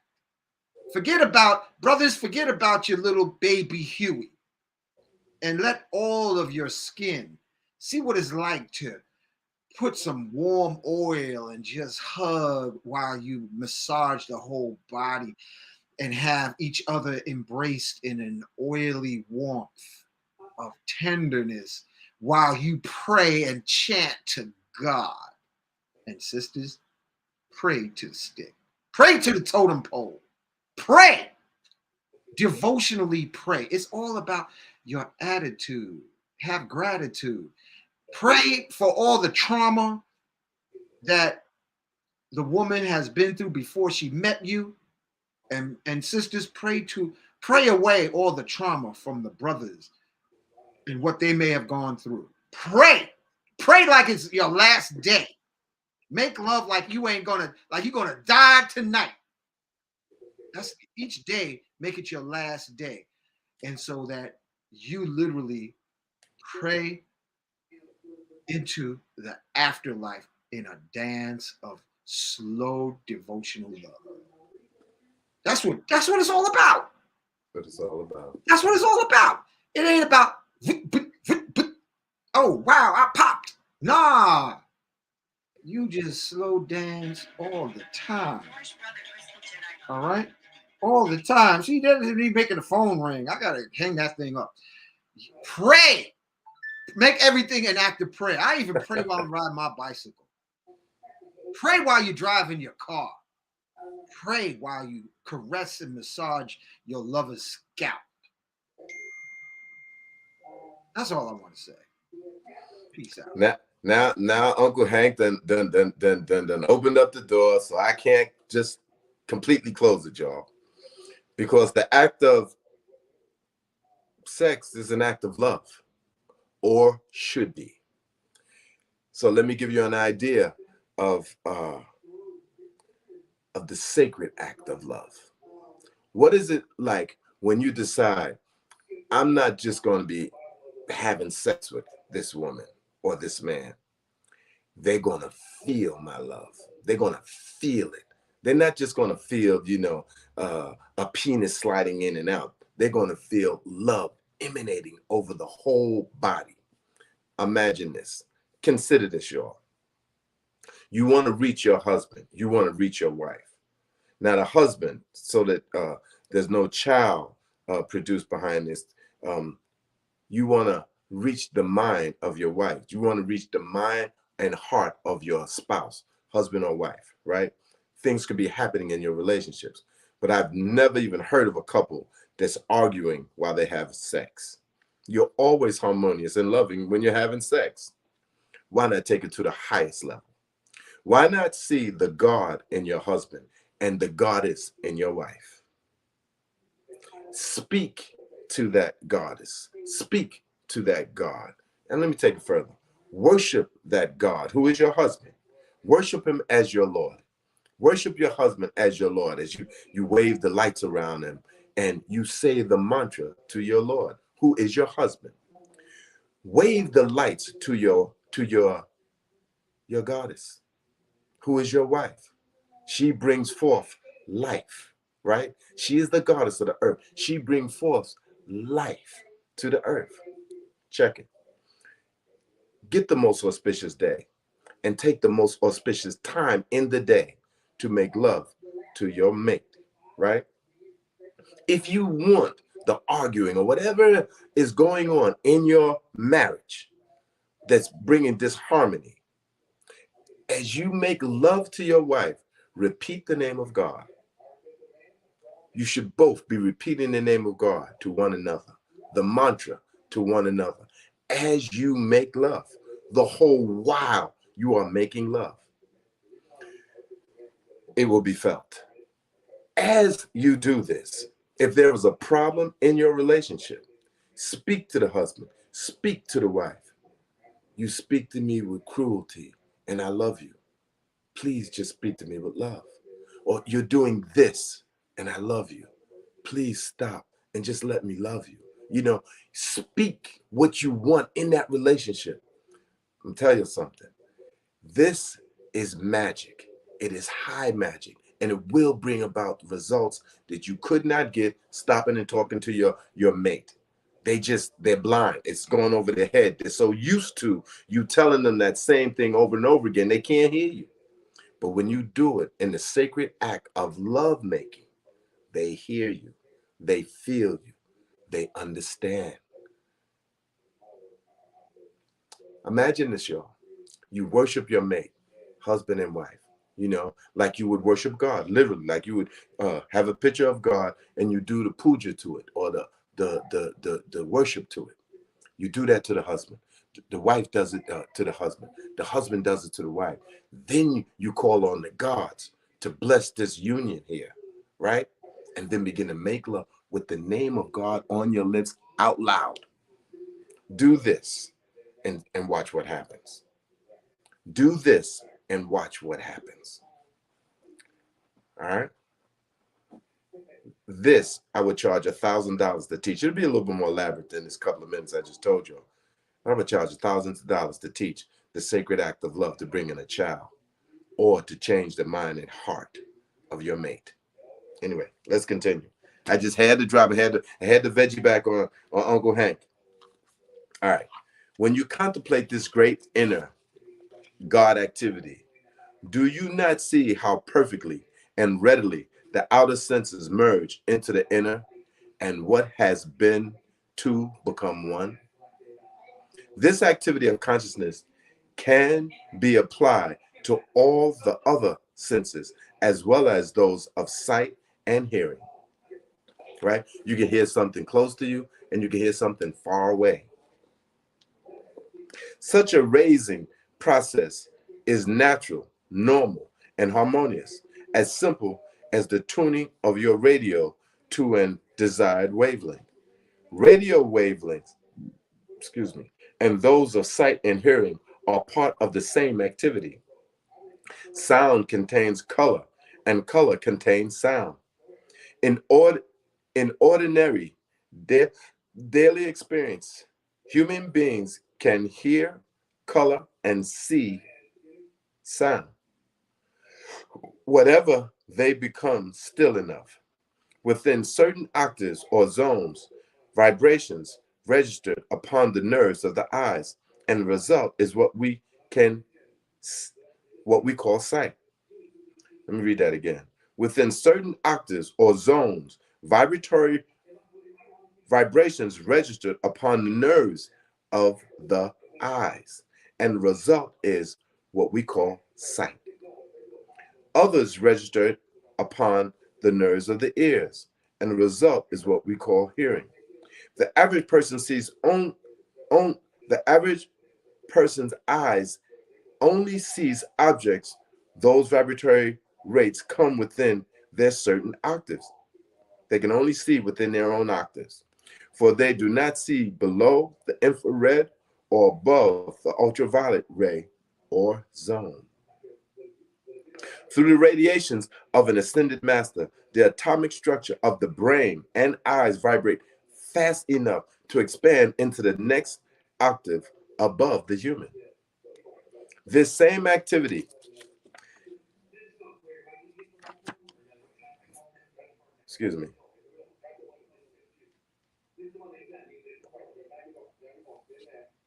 this same activity can be expanded several octaves further, either by the master's radiation or at the command of the inner or God self of the individual.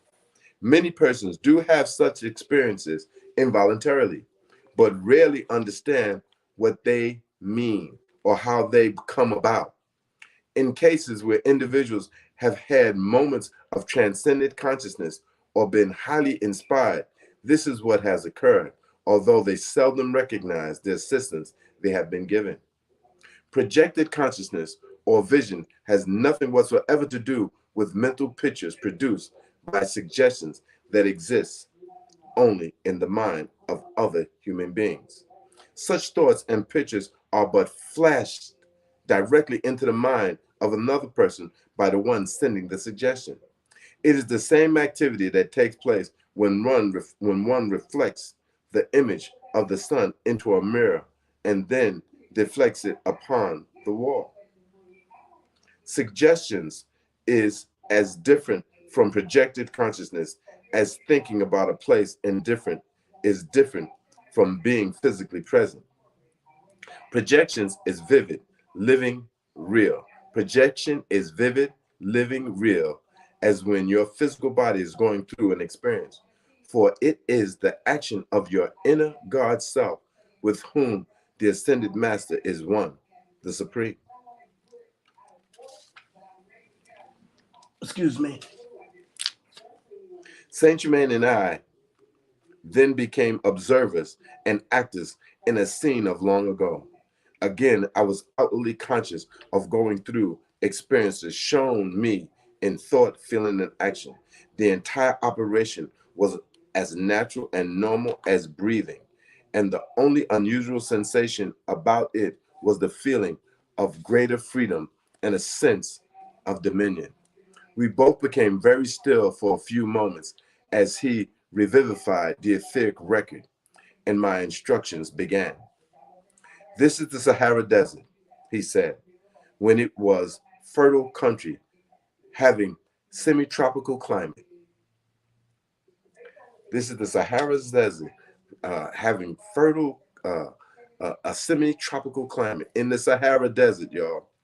I was reading, I forgot which book it was that I was reading it's in. It might have been Alien Agenda. And they were talking about the Sahara Desert. There was a government there, and very powerful government. Something happened, and they didn't want anyone to know of it because, like Egypt, they had, things written in stone, techniques, magic techniques, all kind of stuff all around, and many magical objects like you would find in Area 51 or Area 13 or some of these places where they house these magical uh, technology that was left by civilizations that were before us, right? Okay.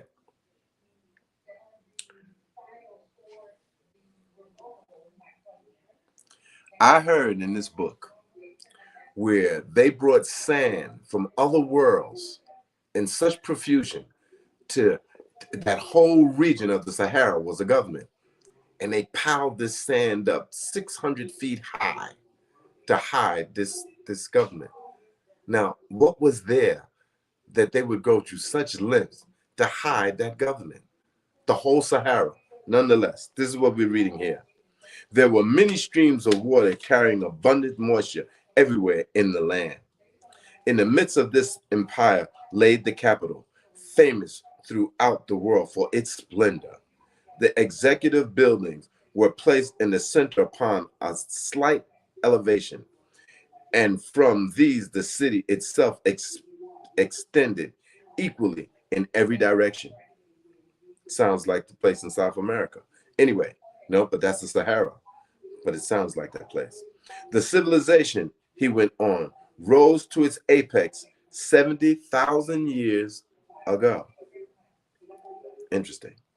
We entered the city and felt an unusual rhythmic activity that gave one a strange sensation of lightness while walking. The people all moved about with great ease and grace.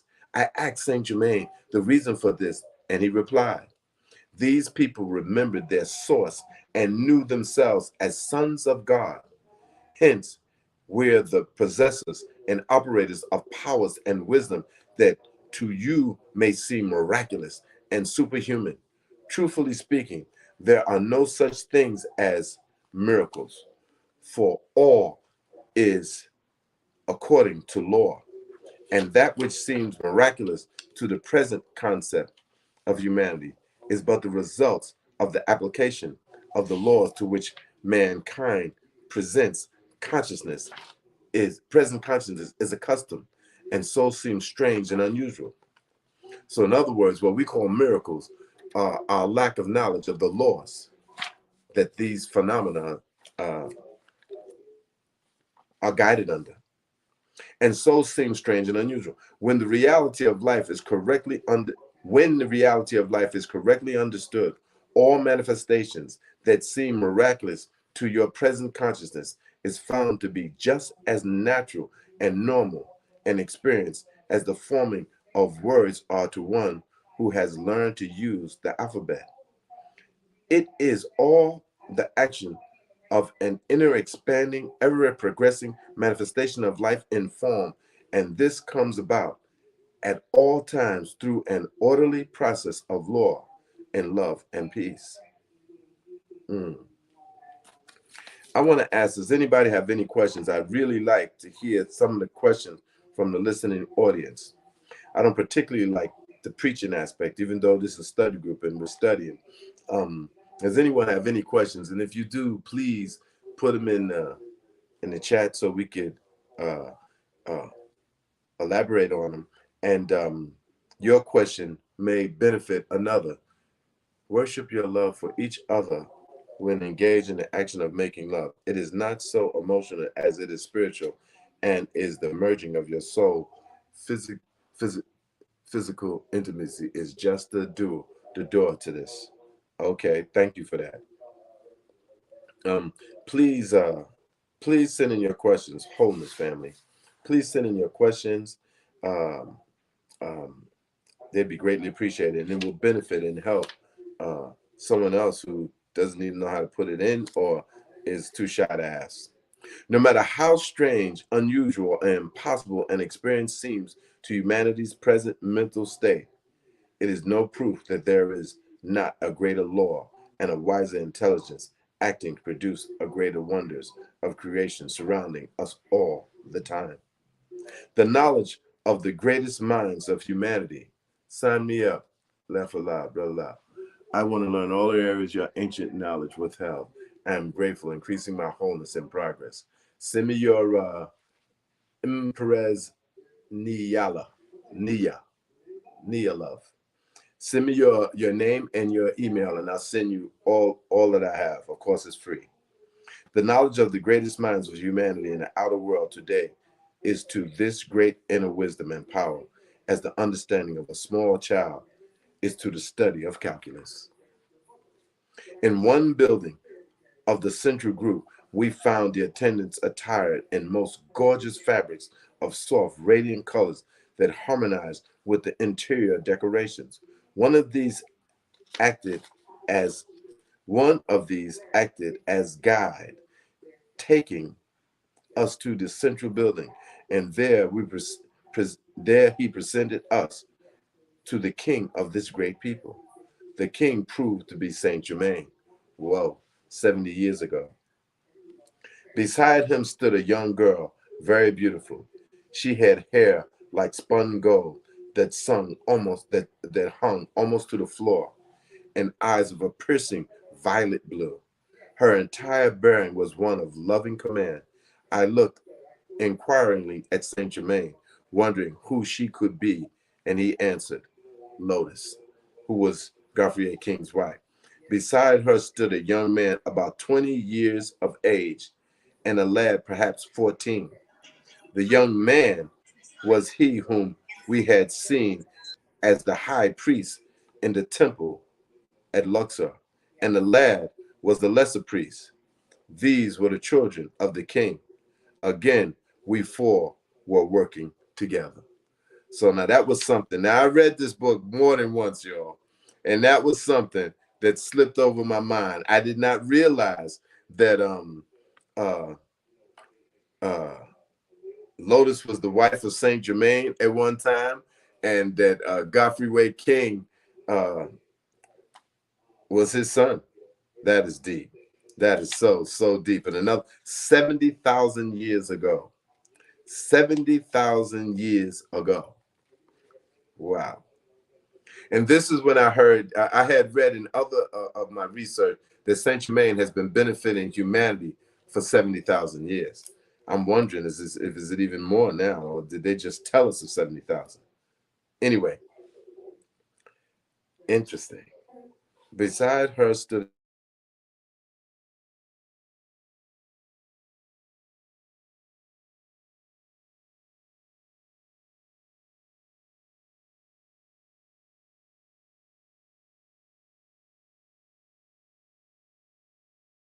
Okay. Yeah, it looked like you had a little problem there, brother. Yeah, it's back. All right. I think you was reading. I didn't want to interrupt you. Yeah, I want to go over this part one more time, because I want to get a clear understanding of the relationship between them. In one building, one of these acted as a guide, taking us to the thing. The king proved to be Saint Germain. Beside him stood a young girl, very beautiful. She had hair spun like gold that hung almost to the floor, and eyes were piercing violet blue. Her entire bearing was one of loving command. I looked inquiring at Saint Germain, wondering who she could be, and he answered, Lotus. Okay. Beside her stood a young man about 20 years old, 20 years of age, and a lad, perhaps 14. The young man was he whom we had seen as the high priest in the temple of Luxor, which was his son in this life. And the lad was the lesser priest, which was Godfrey Ray King. These were the children of the king. Again, we four were working together. So when he said these were the children of the king, he didn't say, but he said that these were her children. Beside us stood a young man about 20 years. So he didn't say that these were her children. He said that these were his children. So all of these were Saint Germain's children. Lotus, Godfrey Ray King, as well as their son. All right. This is really interesting. This is really interesting, because I'm wondering. So they're going from life to life to life like this, hanging, doing the work of God for humanity. Okay. With this glimpse of former lives, he said, with this glimpse of former lives, he said, let us enter into the activity of that blessed people. I say blessed advisedly, and you shall soon see why. The majority of them still retain the full conscious use of all their wisdom and power as sons of God. So they were God conscious beings 70,000 years ago. And this they yield almost without limit, knowing full well from whence they sprang and to what they were heirs. The outer was but the instrument of the divine self, as it should be, and was only permitted to do that which it was created. Naturally, the great inner self could act unfettered, and of course, the perfection and activity of that period was one of magnificent accomplishment. At the time of this former civilization, the whole empire was filled with great peace, happiness, and prosperity. The king emperor was a master of the ancient wisdom and a real cupbearer of the light. He ruled by the light, and his empire was a living example of perfection. All right. I want to pick this up. I want to pick this up next week, because it's almost 12:30, and I want to know where we are. AP America, whole page America. Okay, so this was America, they're saying. Okay, all right, all right. So I want to touch on something because Uh-huh. I saw a comment, and there's a few comments I would like to respond to. First thing that came to mind was logic, bliss, family. It seems like every now and then I would have a particular crystal. I would have a crystal on that when I lay still, I would get heartgasms. I'm talking about heartgasms. I'll be filled with bliss. You hear me? But it's on the cellular level. And I just want to share the reason when you wear a quartz crystal over your heart chakra family, it creates something called morphic resonance. What that simply means is the organization of a crystal, like you could see through it, it's perfectly clear. It heals the heart because of we being brokenhearted in this dungeon cycle of time that the worst of humanity, the worst of souls have incarnated right now onto the planet, regardless of the color of your skin shirt. Consider yourself the worst of humanity if you are incarnated on the planet right now. You was banned to Boogie Land from past life karma.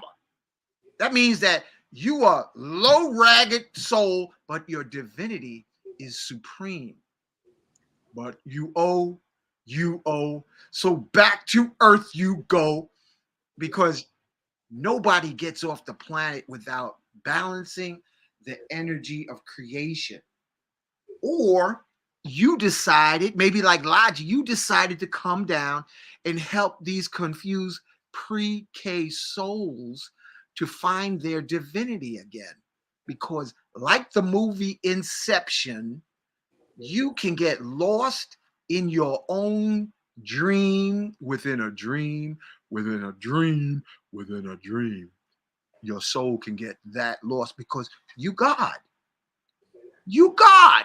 So you create your own delusion like a funky onion, one layer at a time, and invoking our I am is to get you out of the multi-layered funk that you have generated from one incarnation to the other. And I just love to watch people who consider themselves like radicals. Radicals sometimes remind me where I was reading about in Edgar Casey saying, yeah, the radicals, sometimes the radicals are the ones who created the nonsense, but they got sucked back in. So they got to straighten things out because they sucked it in. They jacked it up in a past life. All right. But to answer your question, Sylvia, why is Saint Germain depicted as a European? I don't know what kind of shirt you got on today, but why would you wear the same black shirt, or why would you wear the same white shirt, or why would you wear a dress versus a pair of pants? Because in this world, they take on, have you ever heard, Sylvia and family, the author called Octavia Butler? She would talk about advanced souls would use a body like a shirt or a jacket at a drop of a hat, jump into another one. And whether it be blue, whether it be a reptilian jacket, whether it be a dog head jacket, we are more than our bodies. When will we get past the trauma to remember you are a light source and you are in a spacesuit? Now, the type of spacesuit you have, don't get cross-eyed, delusionally, hypnotically stuck. You got on a spacesuit, and your next time you have on a spacesuit, it might be in the shape of a truck. I'm just saying, this universe is full of suits. So don't get caught up in the suit, because the light spectrum of what we see is 0.003. The rest of it's dark matter and dark energy. So you get cross-eyed over 0.003 of the light spectrum of 99% invisible matter and dark matter. I'm just saying. That's all I want to say. Sister Nicole has a question. And she says, how does one realign yourself with the law once you realize you're not in alignment? Hey, darling, I was calling you on a break. Want to say Happy Mama's Day? I got to go back in the studio. You're looking lovely. Ooh la la, ooh la la, ooh la la. I'll call you back later. All right. All right, so to answer Sister Nicole's question, you realign yourself through prayer, through decrees, through chanting, through meditation, through studying the scriptures, and being easy on yourself, forgiving yourself that you get out of alignment, and slowly but surely get yourself back into alignment. Let me give you a secret. of how I got myself back into alignment. I was doing the practices, right? And it was going a good 2 years with the people out in California. And it was really great. We ended it, after 2 years of preparation, I go out there. After a year of preparation, I go out there, we do grandma. And we do grandma and grandpa, ayahuasca and bufo. One day, bufo, next day. I mean, one day ayahuasca, very next day, we doing bufo. And very, very great. Very, very great. Great experience. So I got them people next year. We going. I had to go get a job, and I felt like, man, I literally only had time to go to work, eat, go to sleep, and go back to work. I had to leave out the house at 4:45. I didn't get back until 7. And once I finished eating, I either fell asleep or it was time to go to sleep, right? And I was trying to do my practice. I was hitting and missing and hitting and missing, but keep trying, keep trying. Then I thought to myself, look, there are other people who want to do this with you. Why don't you invite them in to let you do it? This way, you have to come and be responsible because other people are dependent on you. So what did it do for me? Right? What it did for me was I got to be in the morning to meet the people who said they want to chant, pray, meditate, and all like that, right? So what does it do for me? It forces me to meet the people to do God's work because I said I would. So meeting people in the morning helps me to realign myself with my practices because I have to be responsible for them. I call people to join us in the morning to do the practices, and they come. And if I'm not there, then I'm a piece of crap. This is how I get myself back into alignment with the help of my brothers and sisters who want to also be in alignment. Be responsible to them. They know that you're going to be there, so they come. But if you miss a day, they're going to wonder, are you going to miss another day? If you miss 2 3 days, next thing you're going to find is your support group that you're actually running has dissipated because you weren't responsible. You weren't reliable. If you want to realign yourself with your own God self, or getting back into the Dean, getting back into your practices as you know, whether it's all of the techniques, or it's just prayer, or it's just chanting, or it's just mantra, or it's just meditation, whatever it is that you decided that you are going to do, right?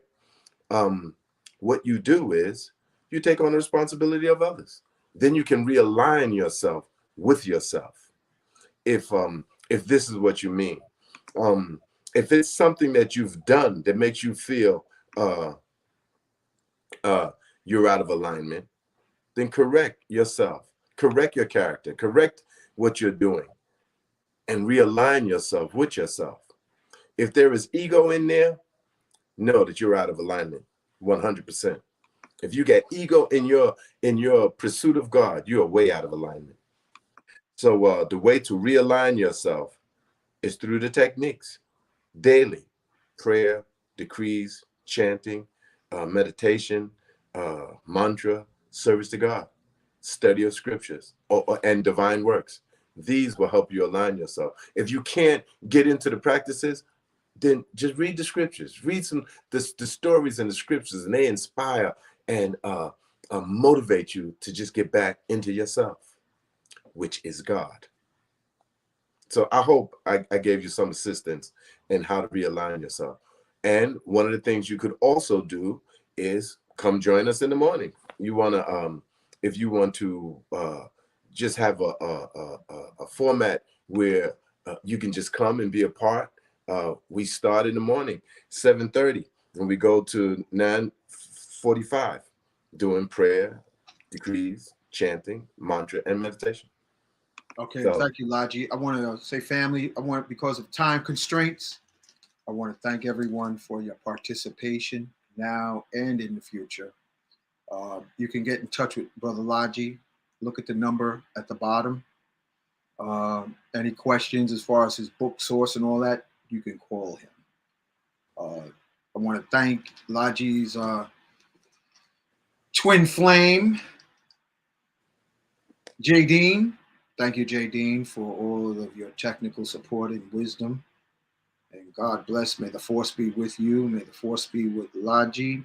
And may the force be with you, family. As you listen, you need to listen to this show perhaps more than once. Remember, you are I am with amnesia. And the repetition, as Laji spoke of, is to peel back the hypnotic amnesia that you created for yourself. You created it. And sometimes you can uncreate, but we always creating with our conscious thoughts and our subconscious thoughts. So as Laji was saying, continuously chanting I am affirmations will create the ripple in the atomic sand, atomic crystals of your being, and your subconscious mind will be programmed and aligned so that you can make magic happen every day in every way. Because yes, you are worthy, because you are the skin suit characters of an untold number of three-dimensional holographic movies. We are all that ever was. That means you are the mountains, you are the crystals, you are the oceans, you are the stars. We are all that. That's what it means when you say I am. Yes, I am. And as Laji would probably say, what's the word? Namaste? Namaste. Tell them what that Namaste. is, Laji, before we close out. Namaste means the light within me bows to the light within you. It's a greeting. You know, when you greet people, you say namaste, and in so doing, you're saying that I bow to you. I bow to the God within you is what you're actually saying. Yeah. Someone was speaking about the grammar of this word. Namaskar is like when you're speaking to someone with respect, and namaste is when you're speaking to someone familiar to you. Like ustedes in Spanish, ustedes and tú. Tú is familiar, people that you know and they're familiar with you. Ustedes is like you showing respect to an elder, like that. That's the difference between namaste and namaskar. Yeah, thank you, brother. We're going to wrap it up, family. I want to thank everyone for being on the platform.